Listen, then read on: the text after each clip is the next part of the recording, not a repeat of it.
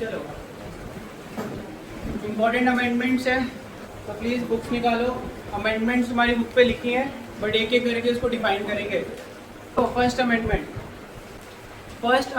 और 9 schedule, first amendment और 9 schedule same है। चेक करो क्या है फर्स्ट, क्या है 9 शेड्यूल। ओरिजिनली कॉन्स्टिट्यूशन में कितने शेड्यूल थे? ओरिजिनली कितने शेड्यूल थे? 8 शेड्यूल थे ना यार। और 9 शेड्यूल हमने क्या ऐड किया था? लैंड रिफॉर्म्स ऐड किया था, ठीक है। और लैंड रिफॉर्म्स में क्या था कि जितनी भी ज़मीनें थी वो ज़मींदार के पास थी, और वो ज़मीनें हमने ज़मींदार से ली और किसको डिस्ट्रीब्यूट कर दी? किसको डिस्ट्रीब्यूट कर दी? लैंडलेस फार्मर्स को डिस्ट्रीब्यूट कर दी। And that the first amendment under 9th schedule. और इन रिफॉर्म्स को हम क्या कहते हैं? क्या ये सोशलिस्टिक रिफॉर्म्स में आते हैं? सोशलिस्टिक रिफॉर्म्स मीन्स, बोलो बोलो, for the welfare of society. 1947 से पहले क्या था?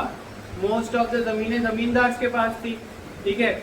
और ज़मींदार अपने पास ज़मीन रखते थे, लैंडलेस फार्मर्स ज़्यादा थे हमारे यहाँ पे। तो गवर्नमेंट ऑफ इंडिया ने क्या किया? ज़मीनें उनसे ली एंड लैंडलेस फार्मर्स में डिस्ट्रीब्यूट कर दी। Under which amendment? Under the first amendment. और इसी को हमने क्या रखा था? 9th शेड्यूल रखा था। तो फर्स्ट अमेंडमेंट है 9th शेड्यूल, सिमिलर है तो वहाँ पे कर लो मार्क अपनी। उसी के साथ लिखो सेकेंड अमेंडमेंट। सेकेंड तो इतना इंपॉर्टेंट नहीं, but 7th amendment 1956, 7th amendment 1956। देखो इसको रिलेट करना, तुमने जो आर्टिकल 1 से लेकर आर्टिकल 4 के बीच में तुमने टॉपिक पढ़ा था, तुमने पढ़ा था रीऑर्गेनाइजेशन एक्ट ऑफ 1956। क्या इंडिया में जब रीऑर्गेनाइज किया गया था स्टेट को 1956 के अंडर किया गया था? देखा नहीं हमने क्या किया था? बॉम्बे को बाइफरकेट करके क्या किया? गुजरात अलग कर दिया, महाराष्ट्र अलग बना दिया। तो बाइफरकेशन किया था हमने उस टाइम पे under the reorganisation of act of 1956, recommended by which committee? Fazal Ali committee. पहले घर कमेटी आई थी, फिर जेबीपी कमेटी आई थी, फिर घर कमेटी आई थी, जिसके ऊपर एलिजिबिलिटी क्राइटेरिया रखा गया।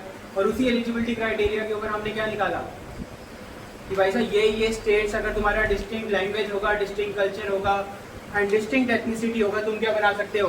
स्टेट्स बना सकते हो। तो पहले हम स्टेट्स को कैसे रखते थे? कैटेगराइज करते थे ABCD कैटेगरी में, बिफोर द 7th अमेंडमेंट।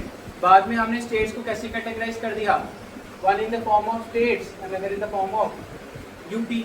आज के टाइम पे स्टेट्स अलग है और यूटीज अलग है, तो कर रहे हैं ना कैटेगराइज। तो 7th amendment talks about this. 7th amendment के बाद इंट्रोडक्शन ऑफ यूनियन टेरिटरीज हो गया, बोल सकते हैं ना। तो means introduction of union territories came after 7th amendment. 9th amendment Berubari union case, ठीक है। 1960 बेरुबरी यूनियन केस, याद करो। ये रिलेशन मैंने तुम्हें पहले बताया था। इसमें सुप्रीम कोर्ट का क्या जजमेंट आया था बेरुबरी यूनियन केस का? कि preamble is not a part of Indian constitution.